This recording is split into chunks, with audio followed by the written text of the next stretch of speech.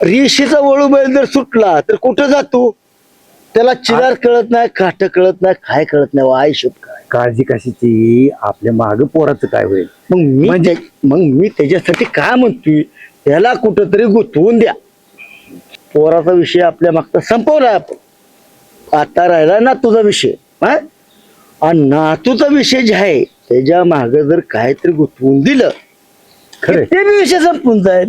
आणि काय माहितीये का, त्याचं जरी एकदा का देखील झालं हा, की लगीन लावलं तरी सोपं आहे का आता? काय अवघड आहे. पुढं मागं पुढं काय झालं म्हणजे परत काय होते त्या दुसऱ्या लेकराचं कसं व्हायचं? अहो एखादं लेकरू बाळ होईल ह्याच्यापेक्षा काय होणार आहे दुसरं?